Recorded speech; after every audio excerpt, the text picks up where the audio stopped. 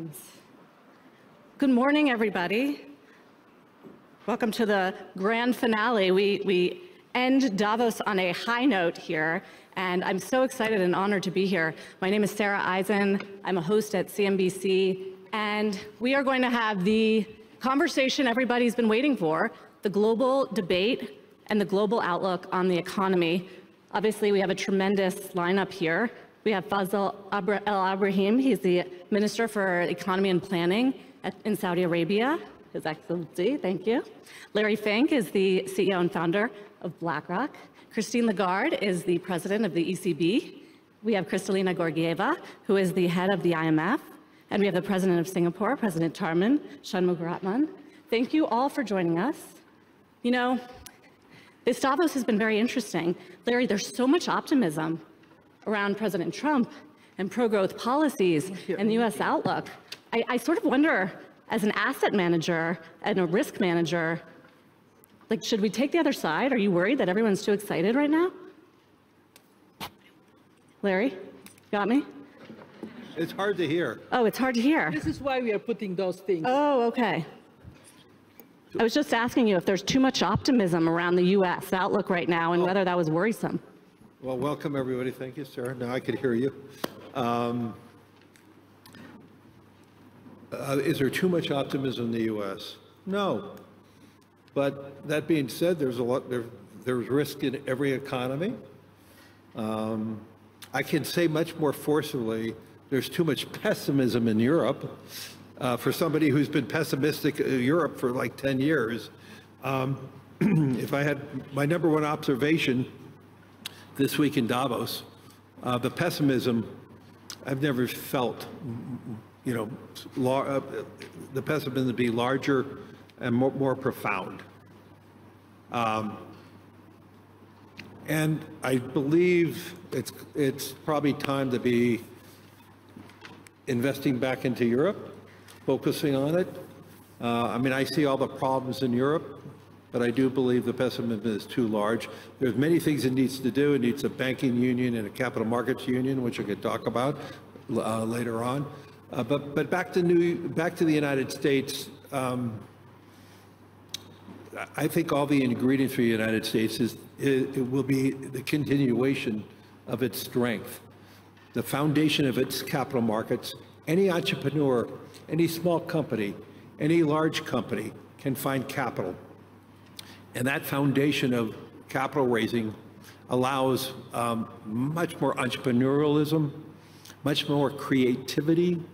And so I believe the U.S. has the ability, because of its strength of its capital markets, which is solely really underappreciated, allows it to rebuild itself, change directions, modify faster than any economy in the world. And I do believe the economy obviously changes depending on the political party and the president, but the reality is the economy is larger than any one political party or any one president. Obviously, they could be additive to any economy.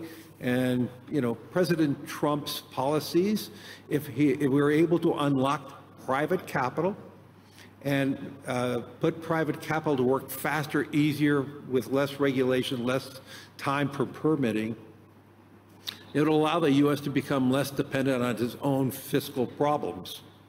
And so those are some of the issues that could be worked out. So, no, there's not too much optimism in the U.S., and there's probably more to be optimistic here in Europe. President Lagarde, I bet you didn't expect to kick off the panel with a vote of confidence for Europe, because what we've been hearing here a lot is Europe's economy is underperforming, the Trump factor is going to be bad for Europe. How have you digested all of this?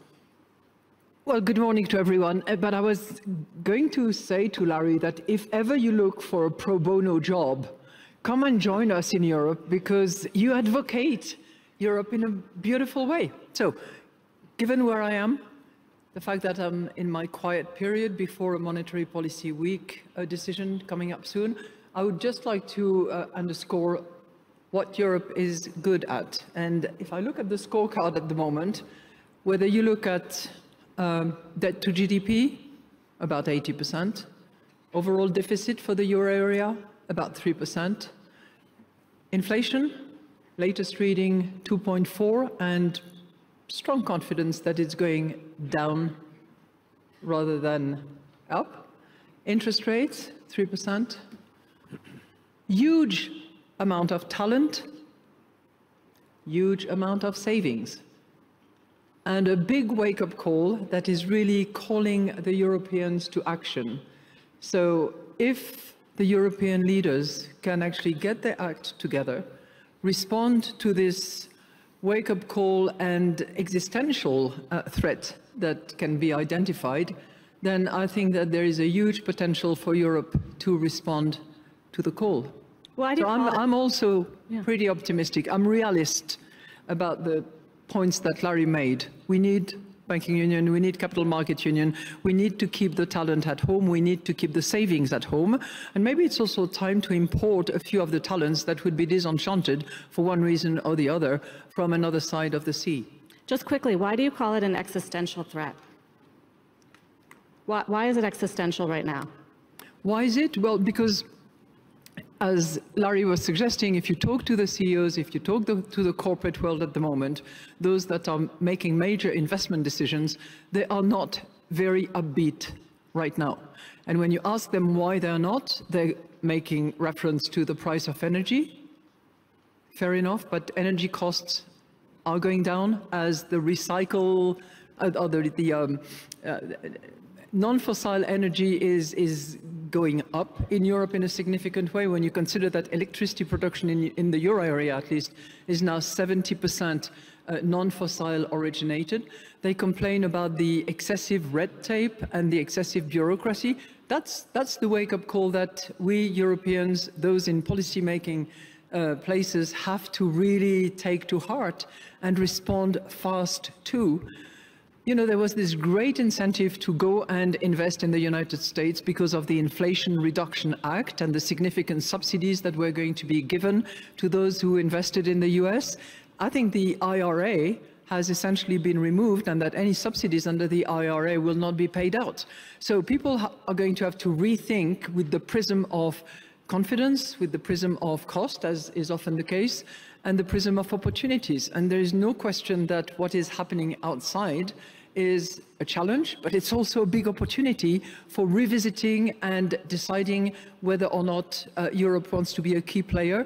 But I'm contending that it has the talent and it has the means and it has the ambition. Well, we're going to talk about the IRA, and I know President Tharman has a lot to say about industrial policy, but first, MD Georgieva, if you could just give us a global overview right now, because you guys just put out your big world economic outlook. And yes, while there's a lot of optimism and solid growth in the US, it's a little lopsided around the world. Well, great to be on this panel. We published our projections for 25 and 26 just before the forum.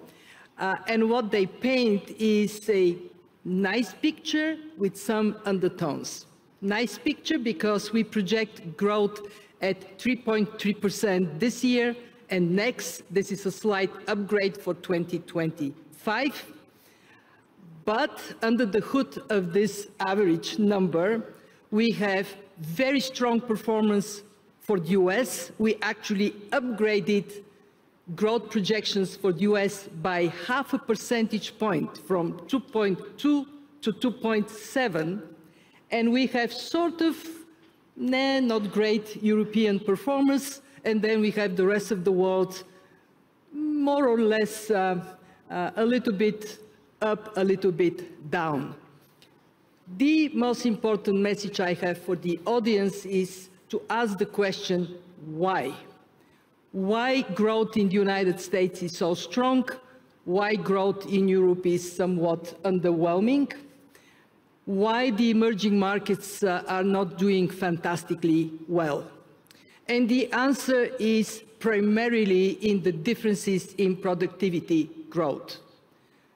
The US is marching ahead with high productivity because capital markets allocate money to dynamic firms, because technology turns into business investment and then it grows into company fast, and because the US has, relatively speaking, abundant, relatively cheap energy.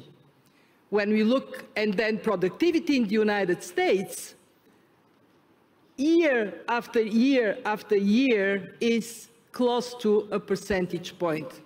You look at the rest of the world, advanced economies dropped in productivity vis-a-vis pre-pandemic times from over 1% productivity growth, and it pushes growth up, to meager 0.2% now. Even more worrisome, in emerging markets, productivity dropped from 2.5% to 0.7%, and in low-income countries from 2 to 0. So my first message is, the world is changing very rapidly.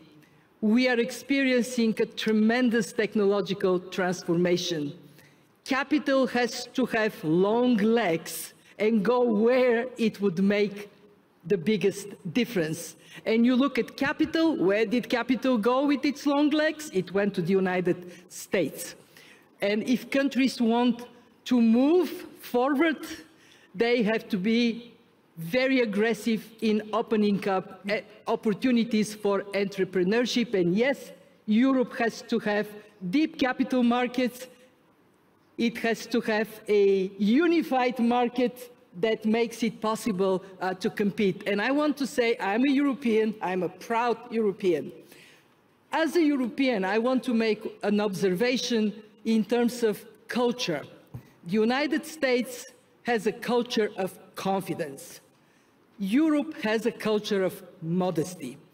When I first went to the United States, I went there, if something is done really fantastically well, my parent would say, not too bad. That was the highest praise. And in the US, you just move your legs and you're fantastic. You blink and you're great. So my advice to my fellow Europeans is more confidence. Believe in yourself, and most importantly, tell others that you do.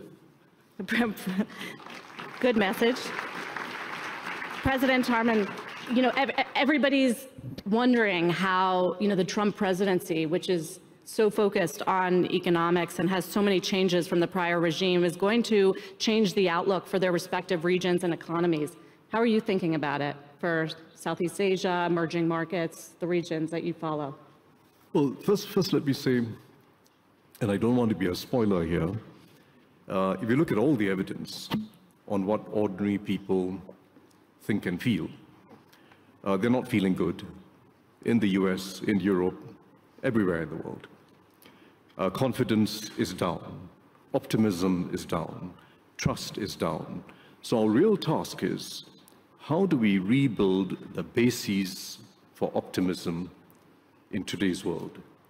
We're not going back to the era when the Bretton Woods institutions were formed.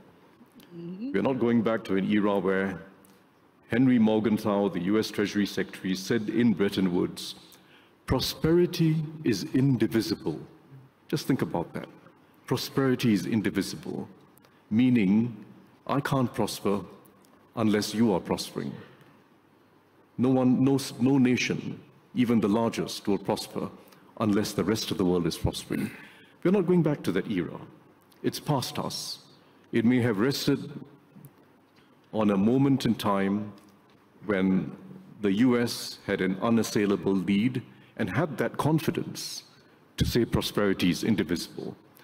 But what we've got to avoid is going to the other extreme of a real zero-sum world. And there's some tendencies in that direction, but I think we are nowhere near it. We have to avoid moving in a gradual, grinding way towards fragmentation and towards some breaking up of the world into blocks. It's a real risk. So what do we do using all the agency we have? The middle powers, India, ASEAN, Europe, Japan, the international institutions. What do we do in between those two extremes? Between the unattainable ideal of prosperity being indivisible, and avoiding at all cost a zero-sum world. There's a lot we can do. There's a lot that we can do.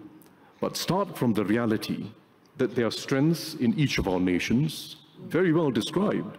The US has a unique set of markets and institutions that drives innovation in a way that no other nation or region does. And as Christine says, Europe has human capital, and I mean it not just in terms of expertise, but in terms of values. It's a font of the values that we admire in today's world. Asia has a desire to keep opening up, to keep breaking barriers. Asia is still striking FTA deals. And we now have the UK joining the CPTPP, and there are several others on the waiting list. So build on these strengths, the desire on the part of most of the world to stay open, to be interdependent, so that we can all grow. So let's build a realistic basis for optimism, but starting from a position where people are despondent. And today's generation of parents has very little faith in their children doing as well as them. Let's build new bases for optimism. I don't think you'd have any disagreement on this panel, though I wonder if you have spoken yet with President Trump, or your Prime Minister has. Have you shared this view of openness? Well, no, I'm saying something which comes naturally to a small country. I know of other small countries that think alike, including small European countries. You know, being small helps because your basis for doing well in the world is to be relevant to the rest of the world. You never look inward, and you never get too complacent. You never get too complacent. You're always trying to find a way in which you're complementing someone else's strength, and someone else is able to complement your strength. But I don't think that should be the province of small countries alone. We have no choice but to have that cast of mind. I think it also has to be the way in which the major powers think. And in particular, I mean, if there was one real positive coming out of President Trump's speech yesterday evening here at the forum, it was the way he spoke about China and the US. It suggested a desire for a new understanding and a desire to avoid a continuous unraveling of a relationship that is still profoundly important for the global world economy. Agreed. Your Excellency, two important questions. So in that speech here at the forum, President Trump called on Saudi Arabia, specifically and OPEC, to lower oil prices. Will you do that? So before I answer this question, I'm just going to comment on what was discussed. I was going to move on to that as well. But I'll get to your question. I think the way we look at the world is in two lenses. One is data-driven, to kind of explain to us why we're here, how we got here, where exactly we are. But also another lens that is more future-focused. What is the potential we need to unlock seriously? If you look at the first lens, like Kristalina said, there's tepid growth. But also at the same time, the same people talking about tepid growth are talking about the potential positive promise of technological advancements and including generative AI. This economic stalemate needs to be addressed or disrupted. We can't stay here. Keeping our eye on the second lens, the vacuum is, like we've discussed probably throughout the past few days, is intrepid leadership. We need intrepid leadership that is bold but inclusive, disruptive but constructive, ingrained in the long view, like President Tharman said, but also action-oriented today to kind of get us out of where we are. And you see signs of hope or signs of signals that there are directions or momentum in the direction of more leadership that is required for us to get out of where we're from. Saudi Vision 2030 is an example of that. You talk about complacency, President Tharman. I think every day, day in, day out, complacency in Saudi is punched in the face by Saudi youth. We need to make this transformation count. And every region, every economy has its own issue to deal with, whether it's Europe and deregulation, for example, or innovation, the US and the fiscal outlook, China and this new economic model and whether a shift to consumption drive will happen, the Middle East and stability and the need for more vision 2030s. I think there are some pressing questions that the globe needs to address too. And one of them is energy security or the energy transition. I don't think we can get or can afford not getting the energy transition story right this time. We need to get it right. Energy supply, energy security is essential for global growth, for global prosperity. The Kingdom's position, OPEC's position is all about long-term market stability to make sure that there's enough supply for the growing demand, and there is growing demand. Whether it's the growing demand we see in the US alone, whether it's a growing demand that's coming from AI, demand will grow, and we need to make sure we supply energy in the most efficient way without jeopardizing energy supply, without jeopardizing our ability to use technology and collaboration to address climate change, which is serious. Saudi Arabia is in the front line. We're in one of the most heat-stressed, drought-stressed areas, so we're serious about climate action, and without jeopardizing giving the opportunity for developing countries and emerging countries fair access to the value of energy. What about your transition, since you are the Minister of Planning? How dependent at this point is the economy on oil? Because the IMF did downgrade the outlook for Saudi Arabia based on the extension of the production cuts. And how are you tracking toward your goal of 2030? So Vision 2030 is a long-term restructuring of the Saudi economy. It's not a short-term campaign. It's not a short-term program. And we look at our numbers, GDP numbers, as one of the indicators that tell us where we're going. We care about the non-oil economy. Non-oil activities today represent 52% of total real GDP for the first time. It's not everything, it's just a good sign to keep in mind.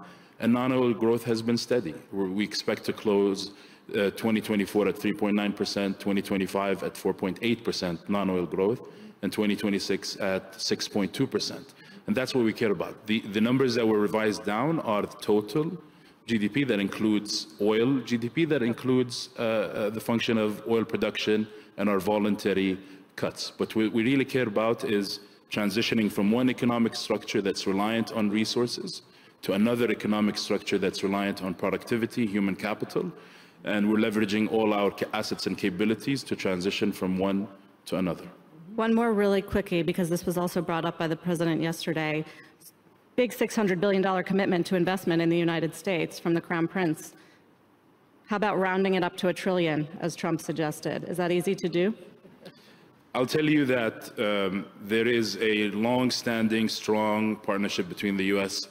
And the Kingdom that lasts so far 8 decades. We've worked very well on important work, global work, with all administrations, no matter which administration is in office. This number represents investments, procurement, public and private sector, and it's just a mirror reflection of the strong relationship. What we'll spend in the economy from the start of Vision 2030 till 2030 is 12 times that number. Well, that might satisfy him.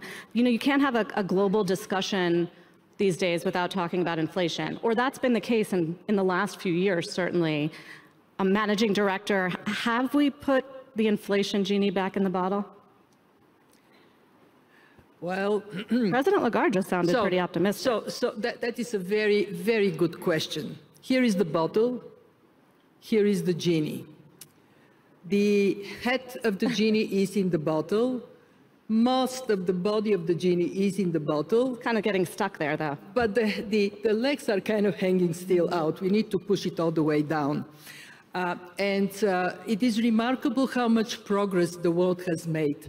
And I want to say something that we, in our worries about today and tomorrow, we not always reflect on. When we look into the past, over the last decades, every inflation episode would require interest rates to go up, and the response would be inflation would go down, but at the price of recession.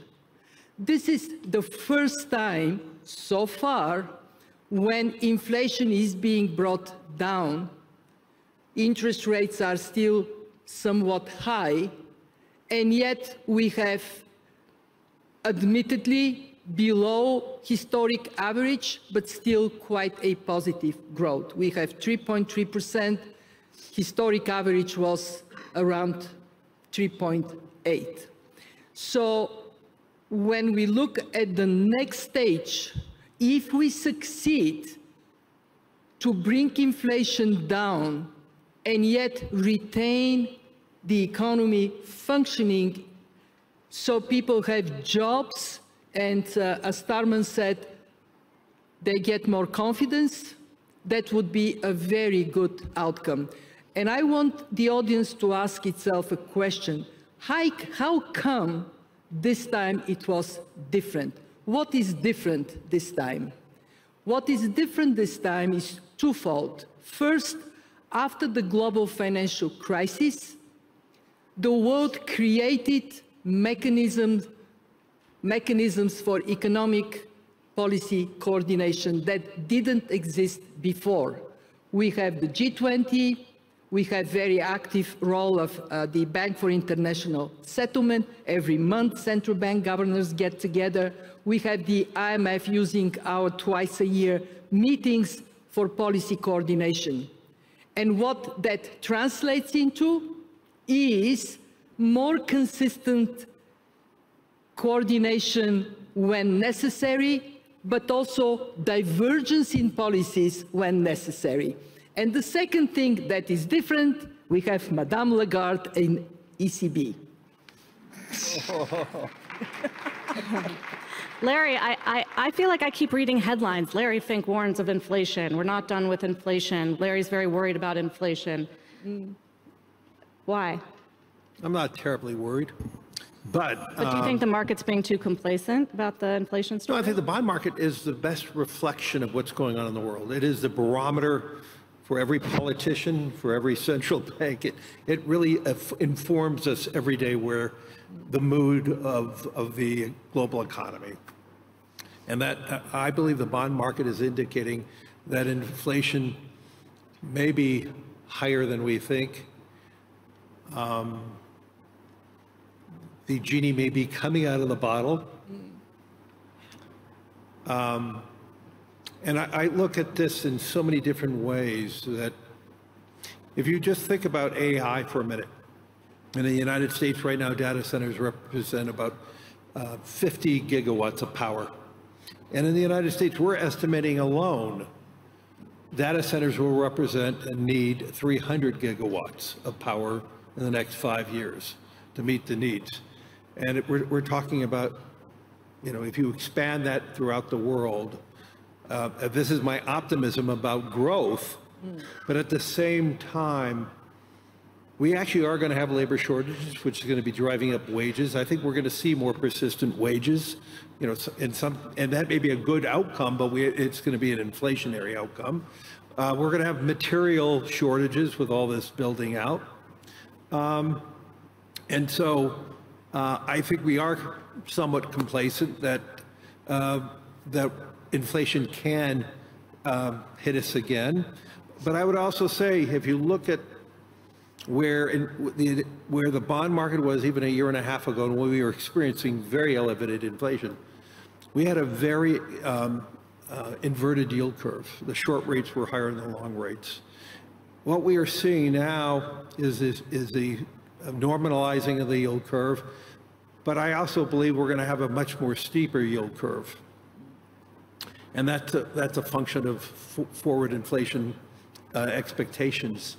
And so one of my fears is, because of this complacency, and I have not even said the most ugly word that's facing economies, that's called the deficits and the debt of so many countries. When you think about the amount of capital that we're going to need to be financing all these amazing transformations, we have growing deficits worldwide. The cost of financing those deficits are going to go up. I think the yield curve is showing you that. Yep. Yeah. And so, I've said repeatedly here in Davos, I could see a scenario, I'm not calling for it, but I can't see a scenario where we have a 5.5% 10-year. Yeah. And really quickly, do you think the Fed's done cutting rates this year? No, they still have room to cut. That will create a more steepening of the yield curve. So I think, you know, the next few months of data and information will identify it. I would say to you the economy is very strong. It was very strong in the fourth quarter. And the evidence that we are hearing from different corporations that business is strong already in the first quarter. And so we have, and you see that in the labor statistics now. So they may pause for another period of time, and they may ease a little bit. I'm not worried about the short-term moves, but over the next year, if all this materializes, you know, could they revert and go back up? Possibly. Rate hikes. A rate hike. I'm not calling for that, but all I'm saying, I see probabilities of that. Yeah. That's not my core prognostication. I'm trying to get a headline here, Larry. Yeah, I'm trying to avoid one. Very good. Just on the inflation story, not everybody is feeling inflation right now globally. I think we should mention in the global context that China has been seeing deflation, Mr. President. And I do wonder how you assess the Chinese economy right now and the outlook and the spillover effects globally. Well, I think the Chinese will avoid an extreme downturn. They know what to do. They're measuring the pace of the measures they're taking to strengthen consumer spending, to get past the property market overhang. They have an extremely complex task of achieving all this in an economy that's not a fully market-based economy. But I think they'll get there. Growth might be somewhat slower than hoped, but I don't see a situation that leads us to a deflationary spiral.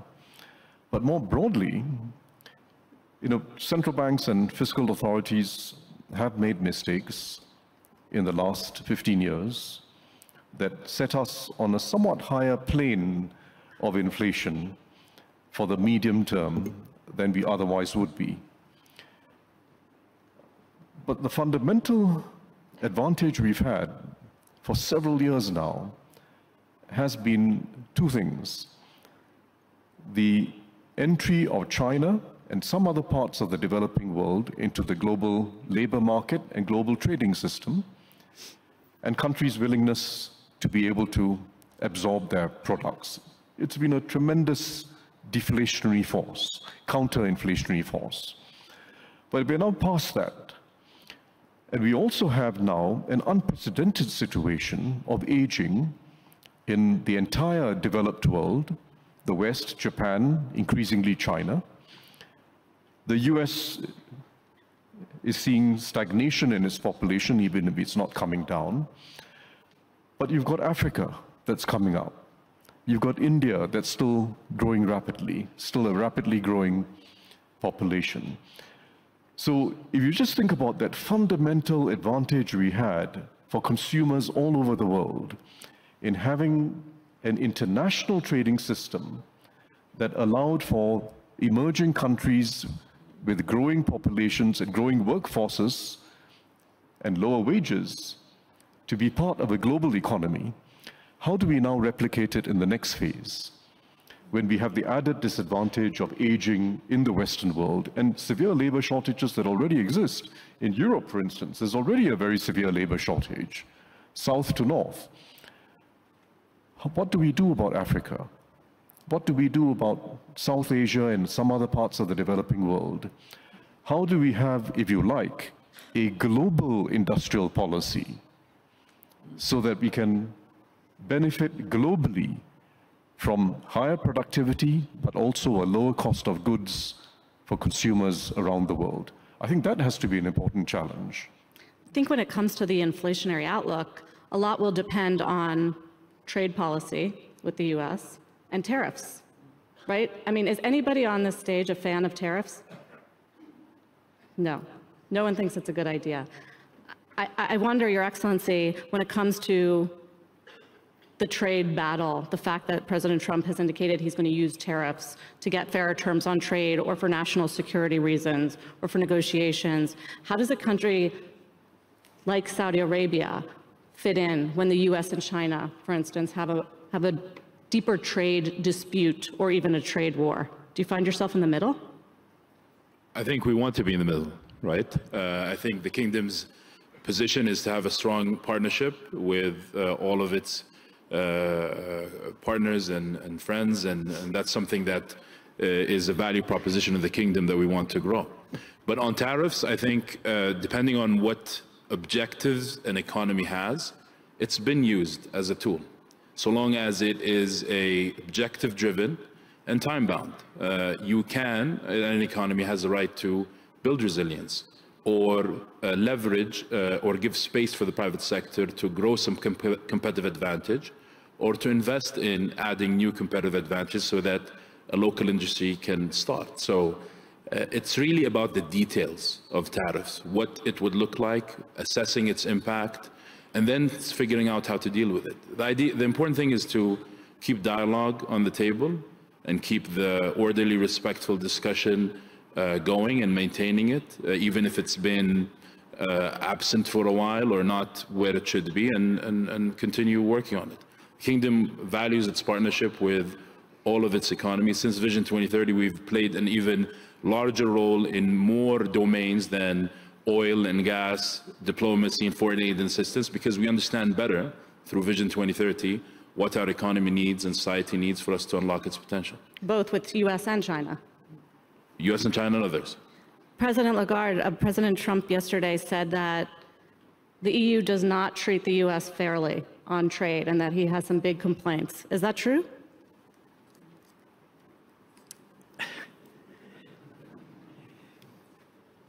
This is a true or false question, by the way. Is it true that the EU has not been fair with the US? There is no way I can say yes or no, okay? What I believe is that he's looking very carefully at surplus versus deficit in the current account, and in the trade balance in particular, focusing on that. And I think that you have to look very carefully under the hood, as Kristalina was saying. You have to look at the goods exchanges, you have to look at the services exchanges, you have to look at the capital account. It cannot just be black and white.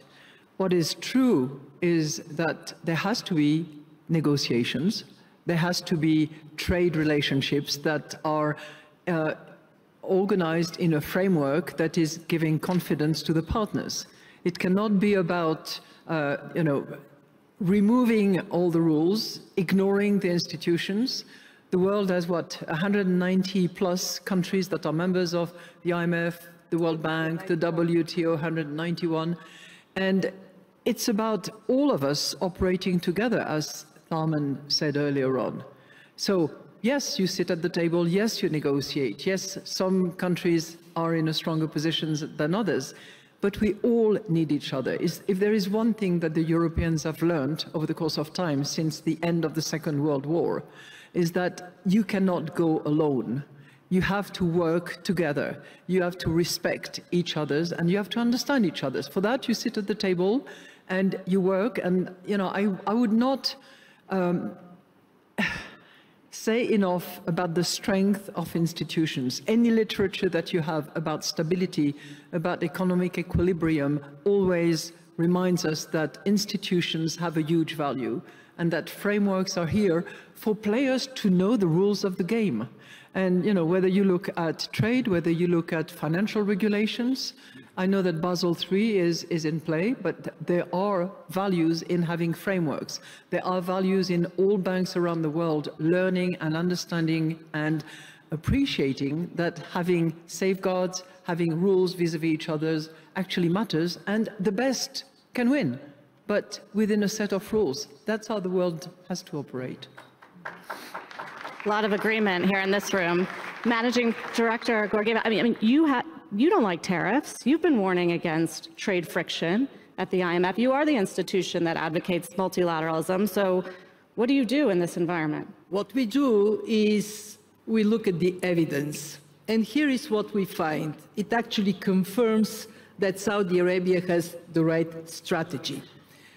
We have been seeing over the last years increase in protectionist measures, tariffs, as well as industrial policy measures. And we have seen countries gravitating towards politically aligned countries in their trade practices. And what the evidence shows is that trade among politically aligned countries is higher than trade across politically aligned countries. But guess which category of countries is performing the best? The countries that are friends with everybody. So there is, in my view, what we are going to see over time is a reflection in trade and economic relations of a geopolitically changing world. More regional cooperation, more cooperation based on supply chains, more engagement that allows countries to achieve their objectives. And in our institution, we look into how we can support regions. How can we work more closely with ASEAN? How can we work more closely with the Gulf Cooperation Council? So we can provide the analytical and policy encouragement for that kind of practical cooperation. I mean, look, we were many thousand years ago just a handful of people on this planet. Today we are 8 billion. How did we get from there to here? Well, by collaborating and competing. And I think that there is no way we can wipe out collaboration from the future of humanity. On that note, Mr. President, I thought there would be an applause for that. On that note, Mr. President, you know, trade and industrial policy, as you just heard from the managing director, are very linked. You have some strong opinions here on industrial policy, I know. Well, I think, Please. you know, whether it's tariffs or subsidies or the other forms of the new industrial policies that are now in the vogue, the fact is they're being driven largely by politics and geopolitics, rather than by any powerful new understanding of economics, or any new evidence or any reappraisal of economics. And I think the jury is out as to whether this is going to succeed in lifting standards of living for ordinary people, for the middle class, and lifting economic performance for countries. It's happening by way of drift and tit-for-tat action. And we're in a very unstable situation now, quite frankly. So I think we have to take a step back. There is a case for industrial policy, and it starts from recognizing that innovation is the key driver for long-term growth. And innovation comes from capabilities. So the industrial policies that have succeeded in the past, and I think are still entirely relevant, are industrial policies that involve developing your own capabilities, R&D, skills, developing cluster synergies amongst firms, developing your own capabilities, rather than constraining someone else's efforts to develop capabilities. It's about developing your own capabilities rather than constraining another country or the rest of the world. Because the difference between the two is that the first spurs innovation, and it spurs innovation through competition, and the second stifles innovation, and it stifles long-term growth. The second point, which is, may seem old-fashioned, but is still entirely relevant, and all the evidence still supports the proposition that global interdependence and some specialization that each country engages in is good for everyone. You don't have to be a purist, you don't have to know what Ricardo said, but the fact is, we all do better when we specialize at what we are good at and develop skill in what we're good at. And it's very hard to depart from that. The whole history of import substituting industrialization which we saw in Latin America, we saw in parts of the developing world, and which we're now seeing in parts of the advanced world, has not been a pretty history. In fact, in general, it has led to massive inefficiency, which means costs for ordinary taxpayers, and big losses. Big losses. So develop our own capabilities, do it in areas where we have some advantage, some accumulated skills, some potential to succeed and develop scale, and complement each other in an interdependent world.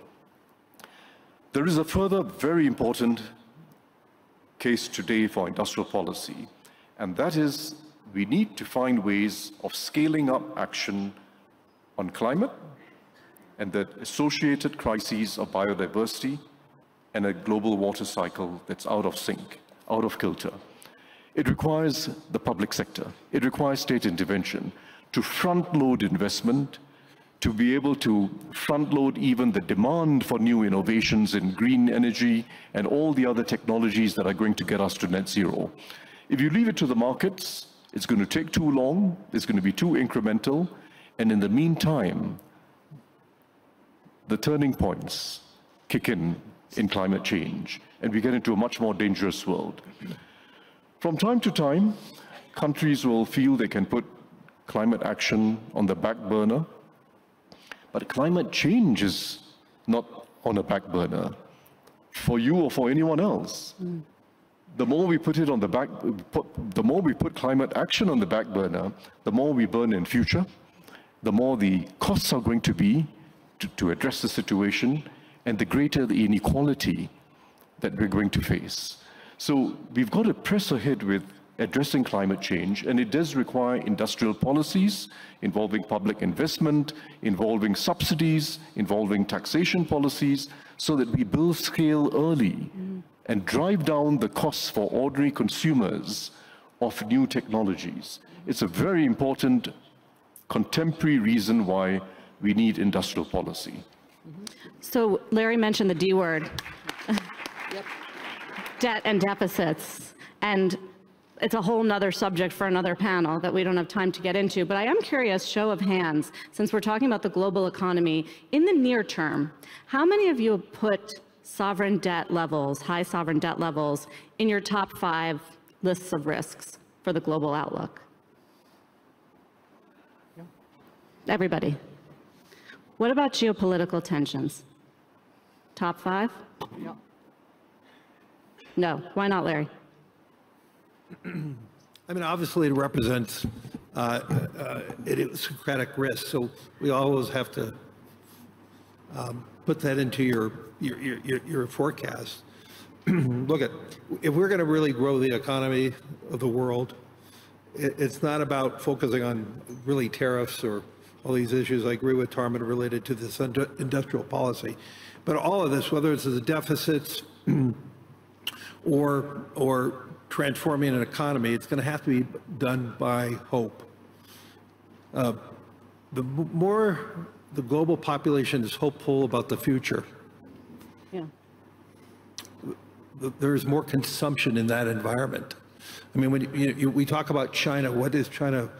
One of the fundamental problems of China is it has the highest savings rates of any major economy in the world. 38% today, of as high as 50%. This is why they have to be more dependent on exports.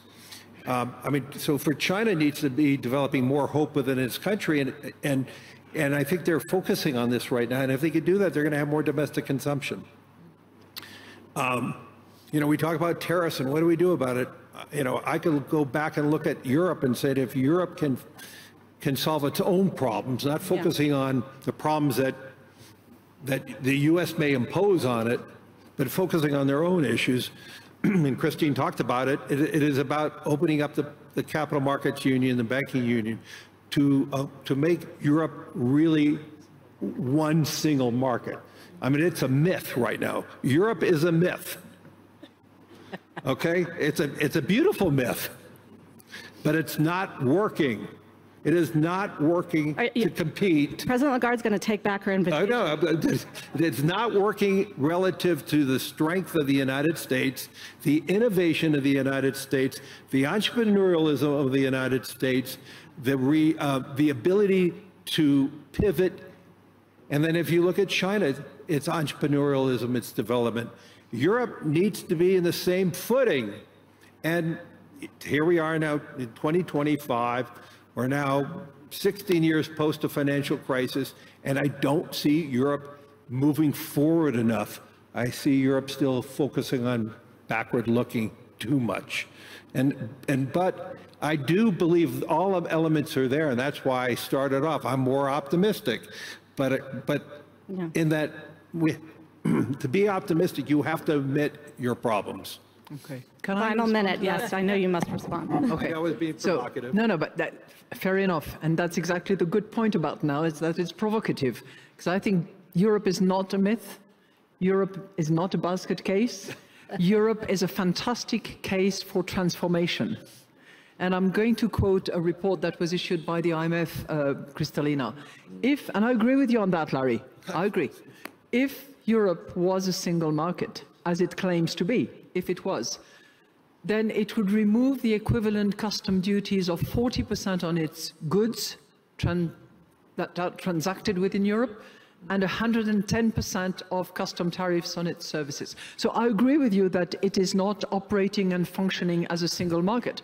I'm not the author of the Letta report, he pointed it out. And Mario Draghi is pointing out what needs to be done about it. The real question for the Europeans, as I have said, corporates and policymakers alike, is get on and do it. Get it done. Okay. We have 1 minute left, so that means like a short answer, really short, like 10 seconds from everybody. We talked a lot about the risks: inflation, tariffs, industrial policy, deficits. One opportunity for growth in 2025 that you're thinking about, Mr. President? I think the most neglected dimension of strategy nationally in most parts of the world is social policy. You need social policy on an industrial scale, much more than industrial policy in the narrow sense. And that means maximizing human potential in every segment of the population. It means finding ways of recreating social compacts so that people feel some sense of solidarity, even between different ethnic groups, different nationalities. And it means, very importantly, thereby building the basis for political consensus to keep economies open and interdependent. And those three things must go together: the economic strategy of openness, the social policy of not leaving things to a social market, but intervening to help everyone uplift themselves, and the politics that then allows you to carry on being open. If any one of those fails, each of them falls apart. Managing Director. Remove the self-inflicted injuries. There is so much that is on the way of productivity and growth that comes from red tape, comes from misguided policies, comes from poor implementation of good policies that has to be taken out. And I know you say one thing, but I have to say two. And make sure that artificial intelligence is not a privilege of few and not accessible for the rest of the world. Yeah. President Lagarde. I would second what Kristalina just said. I think that we have not discussed very much artificial intelligence. It's been much discussed at the World Economic Forum this week. And we are not exactly certain what the potential is. We think that it's huge. We believe that it is going to have massive impact. And I think we should make sure that it's used for good to improving the state of the world and the world for all of us. Yes. Larry? You know, we spend so much time focusing on all the problems. and when we discuss problems, we solve problems. So I believe it is a great process discussing problems, because we solve problems. But because we solve problems, there should be even greater hope. I mean, the world is better today than it's been 10 years ago and 20 years ago. We lifted more people. There's more opportunity. There's more technology transformations. Some of it is very fearful, but I just look back at the last 20 years, and I'm more hopeful today than I ever been. And it is our responsibility to provide that hope to everybody and lift more people. Your Excellency. So the reason I didn't raise my hand earlier is because I think today we have more clarity on what we need to discuss and resolve, and there is signs of more optimism relative to where we were last year. So I'd say optimism by choice. Optimism is not just a gut feeling or a reaction to an environment. It could be a strategic decision. And like any decision, you can invest and then put in the hard work to make that investment reap its returns. Number two is putting in the hard work. I think reform and transformation is not a 9-to-5 job. It requires people working night and day. I was asked by your colleague, Steve, before one of the panels, I don't know why he asked us, but he asked us what extreme sports we play. I blanked out, which is depressing. But then the first thing that came to mind was Saudi Vision 2030. Not because of what we're doing, but because of there's so many young Saudi men and women who are working 12, 14, 16-hour shifts every day to make this transformation count. Thank you all. And we end where we started, with the optimism, and it's why it's been a really rich World Economic Forum Davos this year. Thank you all for participating. Thank you. Thank you. And please stay seated. Please stay seated, everybody, because we have two more things before we close everything out. We have a very special, exciting, newsworthy announcement from His Excellency, from the Kingdom. And then if you would stay seated, right after that, we are going to hear from the World Economic Forum President. Please.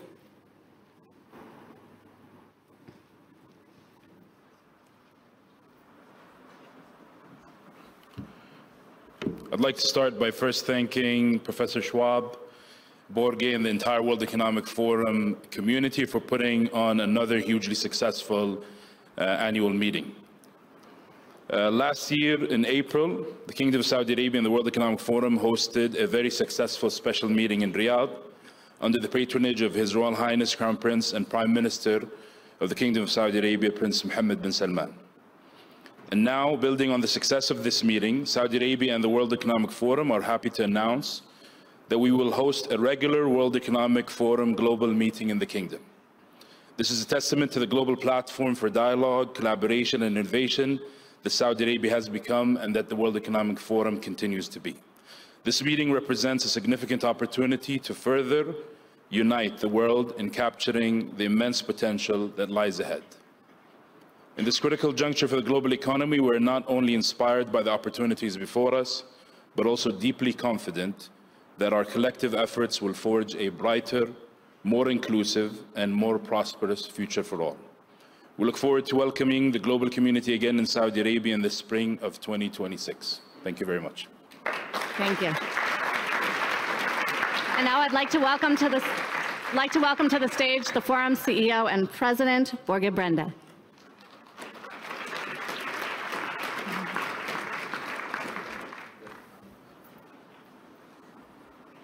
First and foremost, thank you to a great panel. We're privileged to have thought leaders like you joining us on our last day. And special thank you to my dear friend, Minister Faisal. We had also an amazing meeting in the Kingdom, and we're looking forward to coming back in the spring of 2026. I think we all realize during this week that we came together in Davos at a time of immense consequence and uncertainty.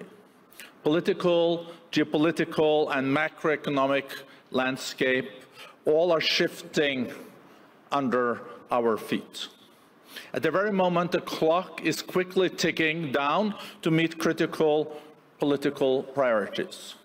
Driving economic growth, reducing carbon emissions, finding ways to end conflict, all cannot wait.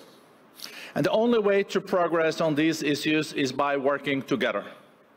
But our cooperative approaches may need to adapt to a new, more uncertain era. There is a new political reality that we are faced with.